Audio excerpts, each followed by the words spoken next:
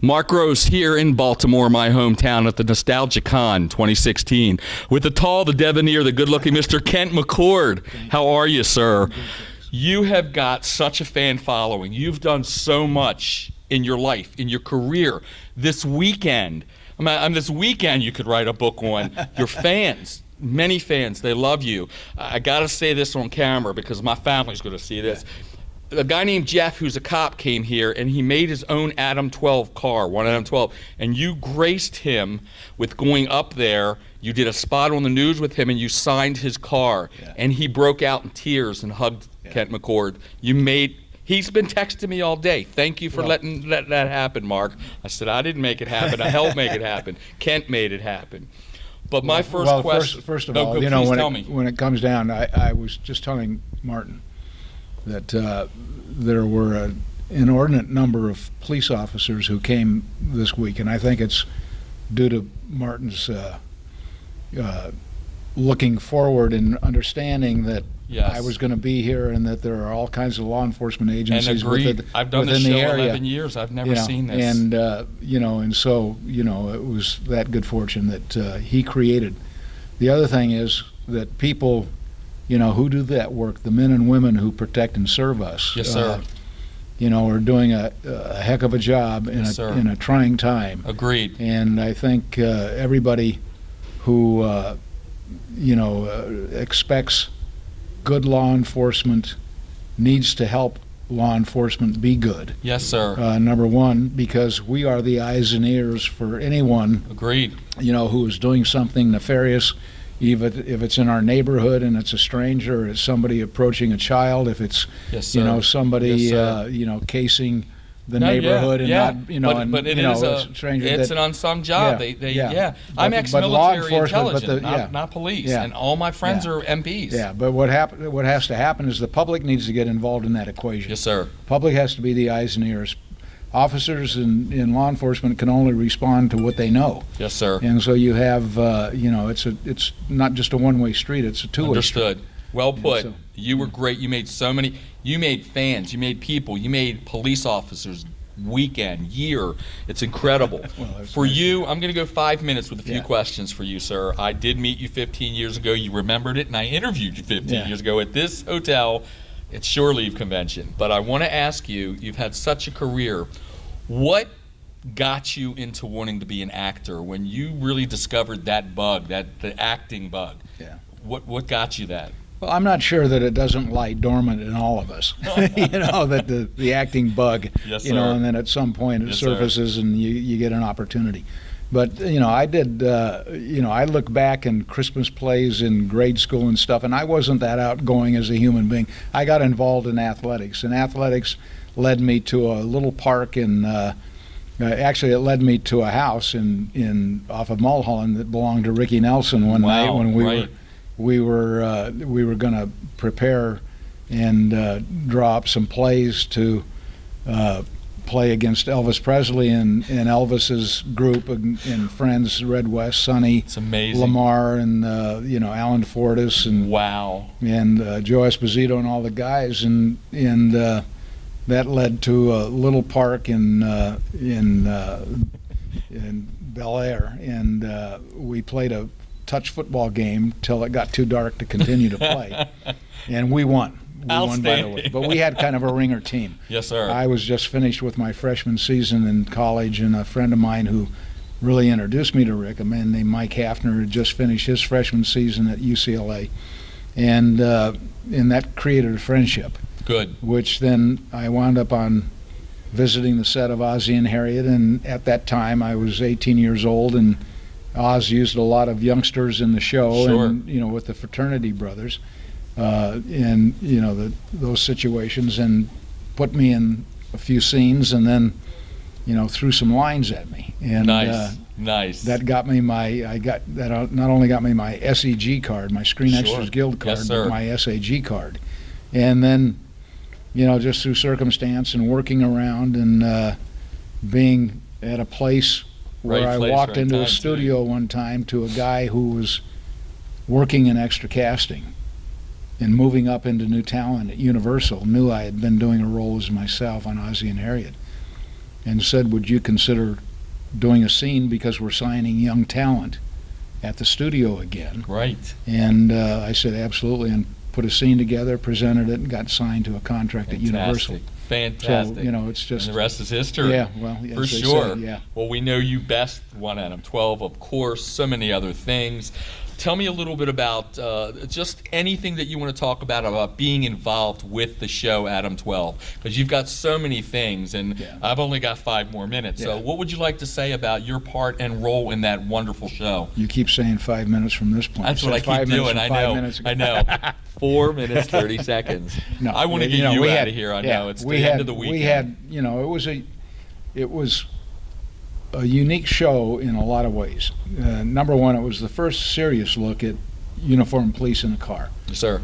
2, it was a show that was a vignetted show. It didn't have a beginning, a middle, and an end on any one given case. Right.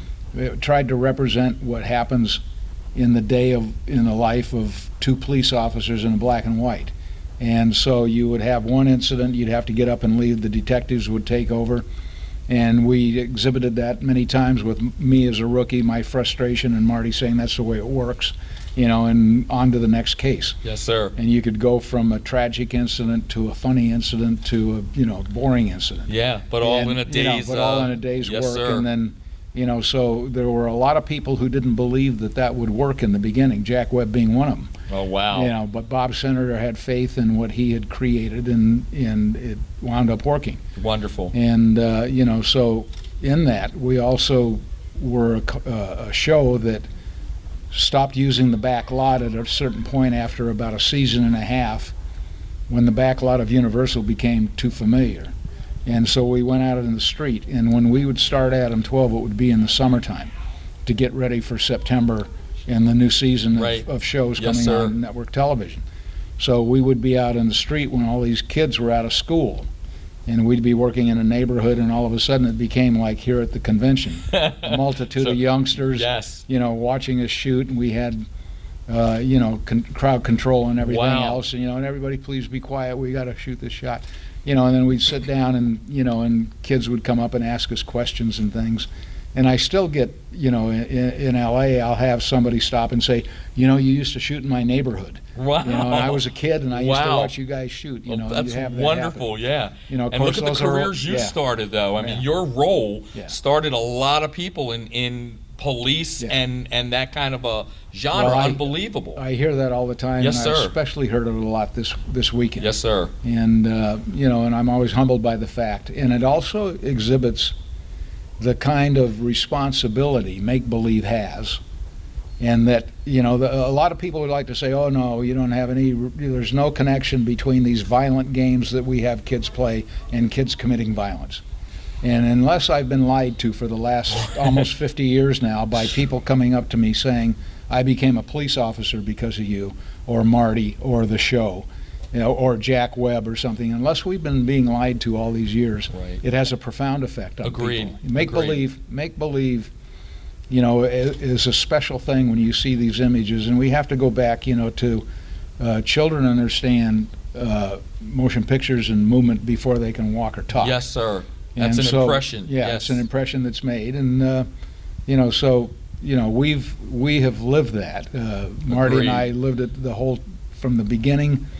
Until now. It's a wonderful career that you, not only in the acting world, but in the real world, the things that you set to motion. Yeah. It's wonderful. And we have seen a lot of police officers. I've done this show 11 years. I've never seen any police officers just come in and want to meet a guest. I think we had a fun incident that happened. A guy gets a call here, a uniformed police officer got a call here to the hotel, and he heard that I was here, and he said, I'm taking a moment, I got a call, and I found out I couldn't let the moment pass by, and I'm here, and and it's wonderful, all the work that these men and women do. Great. It's well put, but and we're glad you said that. Yeah. I just want to touch on Farscape a little bit because I'm a real big sci-fi guy. Yeah. I really am. Are you at all into sci-fi when you got that role, or? Well, I did Galactica in 1980. I know that. You know, so I thank I you. had that. Yeah. Thank you, because I definitely wanted to touch on that. Yeah. So with Battlestar Galactica 1980, Galactica 1980, and with Farscape, tell me a little bit about those two roles, just for a few seconds, and your interest in that and how you got it, because I love sci-fi and they were wonderful shows. Well, Galactica 1980. I've known Glenn. I had known Glenn. Glenn Larson, from the who was the producer, creator of Galactica. That's what I thought. Glenn Larson, Galactica yes, sir. 1980. Yes, sir. Glenn was a member of the Four Preps singing group. They did 26 miles across the sea and Big Man in Town and everything. Wow. You know, that was Glenn. And Glenn I knew from Ozzie and Harriet, where I began. And you know, Glenn went on to become a very prolific writer-producer, and was over at Universal, and when he created the original Battlestar, contacted me and said, I've got this show. And I almost wound up doing the original Battlestar Galactica. Could have done Richard Hatch's role. Well, I would have signed and paid. I was signed and paid to do it. And then we had a dispute going on, and I wound up not doing it. And then when the first show went down because of a multitude of things, mostly surrounded by cost of production. Yes, sir. And then Glenn got a hold of me the second time around, said, we found a way, we're going to find Earth. It's 30 years later. You're going to be the kid grown up, and exactly. You know, and we're going to do The Day the Earth Stood Still. Right, exactly. You know, you're going to be an alien, you know, you know, on Earth, and you and Barry. Stranger in a strange land. And if you watch the first 3-hour thing, Glenn actually lifted the scene from The Day the Earth Stood Still, where Michael Rennie walks into Sam Jaffe's office and looks at the chalkboard. But it was all done on computers. Right at that point, right. You know, and added into the computer. Yeah. So anyway, we wound up, unfortunately, being put in a 7 o'clock time slot by ABC and told that we had to house the show with kids and do kid programming, which ruined the entire concept of what we wanted to do. Because I loved it. Yeah, I loved it. And then, you know, the Farscape thing. Farscape was wonderful, and your role was right on. Yeah. Well, I loved it. I did Sequest for Rock O'Bannon and for David Kemper. Agreed, and I remember Sequest. And I played an astronaut named Scott Keller in that, who was a contemporary of Roy's. Yes, sir. He chose underwater, I chose space. Right. And David Kemper and Rock basically took that character and migrated it about 5-8 years later into me being Ben's dad. Right. This legendary astronaut whose son now has created this experiment where he's going to go through a wormhole. Yes, sir. And I got a call from David at about 2 o'clock in the morning on a Monday morning in Los Angeles. And he said, Kent, are you up? And I said, no, I'm not, but I am now. And he said, Kemper, I'm in Australia. Remember that space show that I told you about? We're going to do it. And he said, do you have a valid passport? And I said, yeah. And he said, are you doing anything this week? And I said, no. And he said, you want to come down here and play the lead guy's dad? Exactly. And I said, of course. Wonderful. You know, and that was history. You know, from a principle, I have always said there are 3 reasons to take a job. A great role that you would do for no money. If it's not a great role, it better be a lot of money. Yes, sir. And if neither of the two exist, but a friend calls, yes, sir, you say yes. Yes, sir. You know, and so that's wonderful. You know, and so Kemper, you know, I went down. I left my house at 10 o'clock that night. 2 o'clock in the morning, get the call. They make the deal at about 9-10 o'clock. Called wardrobe in Australia. I told them what I had as my own clothes, and they said, great, bring it down. Got there. You lose a day when you go across the international date line. Yes, sir. Got there in the morning on Wednesday. This was Monday night. Wednesday morning, I'm there. I do the wardrobe. I do my role. I do ADR at the end of the day. I get on an airplane. I'm back at my home 105 hours after I left. Unbelievable. Los Angeles. And you shot. Oh my and God. Shot the beginning. And That's he goes fantastic. through the wormhole, and I think that's the end of me in that equation. Yes, sir. I get a call from Kemper about 4 or 5 weeks later. He says, we found a way to bring you back. Good. We've created Alien Dad. That's right. You know, and so then that loved it. Set it up for the rest of the 4 years. You were wonderful in that. So. 2 more questions, sir. Everybody collects here. Yeah. Are you a collector of anything? I do collect. What do you collect? What do you like? Junk. I've got a garage full, a storage unit full, and my wife would like me to throw it all out. I'm a Yes, rat sir. pack. I inherited You it and from I my are father. the same. I inherited from my father. I've got all kinds of stuff. I've got some stuff that's really interesting. At some point, I've got to archive it. But I bought a house in 1970 that belonged to a man who was the unit production manager at Paramount. Wow. And he left behind 3 boxes full of the Ten Commandments stuff, from storyboards to transparencies to script to telegrams from Egypt to the head of the studio Charlton Heston, that Henry Wilcoxon sent on behalf of his father-in-law, Cecil B. DeMille, and so I've got that collection. That is amazing. I've got badges, and I've got patches and little badges. Would you take me home with you? No, I love it. That's fantastic. Yeah. So anyway, what a great story. Yeah. Last question. People are collecting your autograph here. Yeah. If you could get an autograph from anyone, who would it be? If I wanted to come home and surprise my wife with an autograph, it would be of Tom Brady. Wow. Why? My wife, every time she sees Tom Brady, says, "Where were you on the night he was conceived?"